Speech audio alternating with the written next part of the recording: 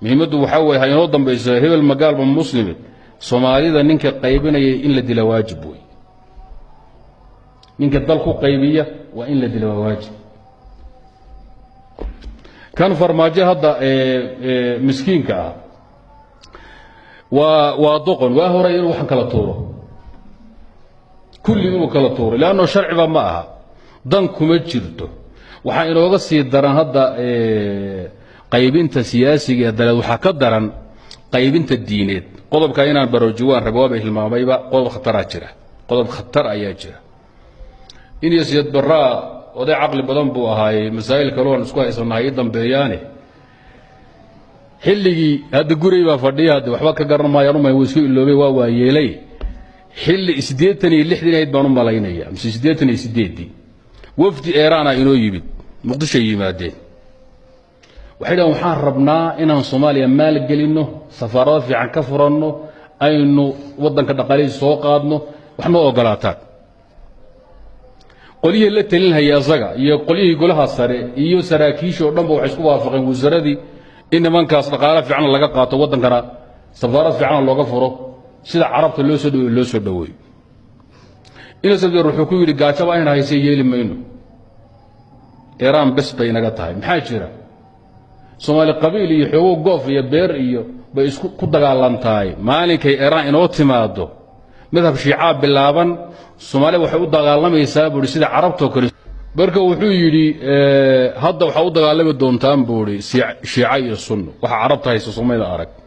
marka waa istiraatiijiyo waxa weeye ku salaysan nabadiina amnigiina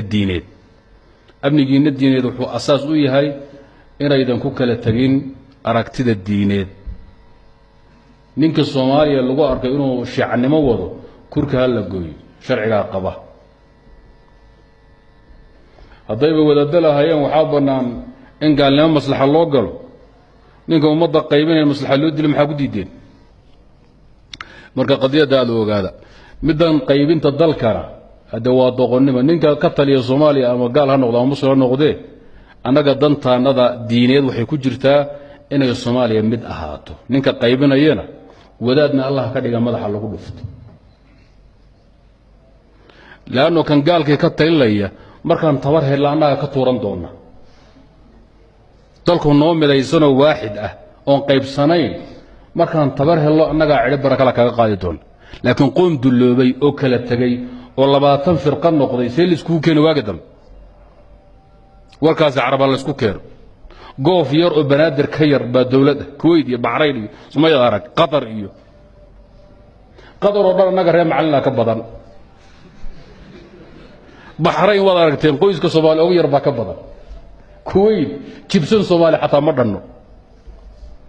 mid walba boqor baan ahay halkaas uu taagan yahay inay midoobaan oo dan diineed iyo mid adiyo ku waliga la sugi maayo Soomaaliya maxay tiraahdaa toogtaadu markay qaybsanto taladaaduna lamaanaatay nimay toogtiisu lamaanaatay baa taliisan lamaanaatay markaad kaliga tahay ee islaamku aadan guursanin xoolaha leedahay abtiga 10 si oo halka ku yimid laba halaad ku u dhiib ina qaraabatiin koranka geela ku jira u kaxee gabarku soo booqatay baarqabkaba si fartan dad qoris islaam bareerku ku soo dirtad guursatay neef ma bixin kartaa aan kala tashan neef kuray baa dhashayba meeqaad noqoto marka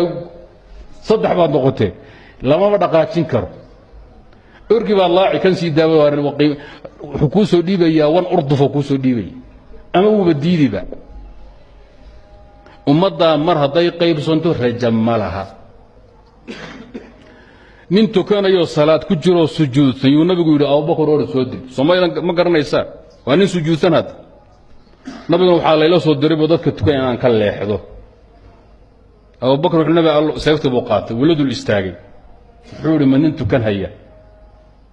nabiga amarkiisi uu ku dhicay nabi Allah haduu tukan seen yalaabo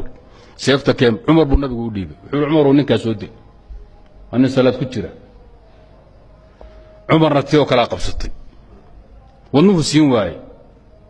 نفرت تاجا التحيات وكها إلهي وحيدها هي وحدين بقى هذا كاجا اللي أوسن شرين نبي يقولوا دل كويري وحول أمر نبي يسفع فهم ويدي بقى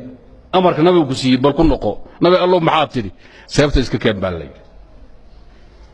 cali buu nabigu u dhihi cali ninkaas soo dil adaa dili doonaba haddaabaad ku gaadho wey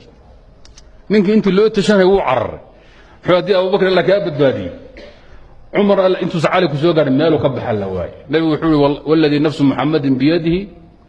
low qataltumuuhu ma اkhtalafat اثnaani min ummatii allaha naftayda